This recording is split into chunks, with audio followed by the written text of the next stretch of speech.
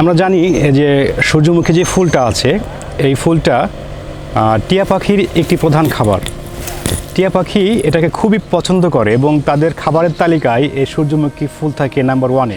কারণ এই ফুলে ওরা যে খাদ্য কণিকা পায় সে খাদ্য কণিকারগুলো অন্য কোনো খাবারে পায় না। এই কারণে এই ফুলটা টিয়া পাখির কাছে খুবই পছন্দ। আপনারা দেখতে পাচ্ছেন যে আমার সামনে যে একটা সূর্যমুখী ফুল আছে, এটা হচ্ছে প্রাপ্তবয়স্ক একটি ফুল এবং এখান থেকে যে ফুলের যেই বীজ দেখা যাচ্ছে এখানে অ্যাকচুয়ালি এই যে বীজগুলো দেখতে পাচ্ছেন, এগুলো সব বীজ। খাদ্য সহায়তায় এই ফুলের ইয়াটা পড়ে যাচ্ছে, পাপড়িটা পড়ে যাচ্ছে এবং এই বীজগুলো উন্মুক্ত হয়ে যাচ্ছে আমাদের সামনে। এই পুরোটা এখন বীজে ভরা আছে। আমরা যদি একটা বীজ এখান থেকে বের করে দেখাই, এই একটা বীজ, এটা মোটামুটি অনেকটা বড় একটা দানা। এই দানাগুলো টিয়া পাখির খুব পছন্দের খাবার। আমার আশেপাশে যে গাছগুলো আছে এই গাছে দেখেন টিয়া পাখি উঠছে।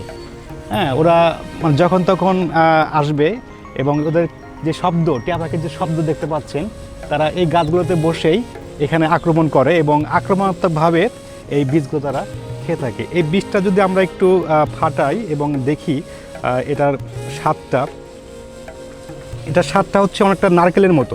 ভিতরের অংশটা সাদা, এটা অনেকটা নারকেলের মতো। তো আগে যেটা বলছিলাম যে টিয়া পাখির খুব পছন্দের খাবার, দেখেন এইখানে যে আমাদের বীজগুলো ছিল এগুলো কিন্তু নেই। দেখেন কিভাবে খেয়েছে টিয়া পাখি, মানে এই অংশটুকু পুরোটাই খেয়ে ফেলেছে।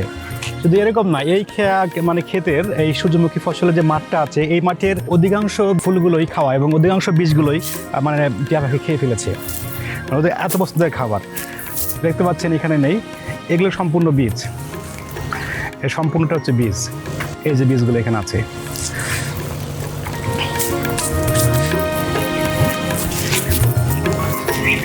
আর সবচেয়ে আর একটা মজার বিষয় হচ্ছে এই গাছের নিচে, আমরা যদি নিচের দিকে তাকাই দেখা যাবে যে অসংখ্য বীজ এই গাছের নিচে পড়ে আছে।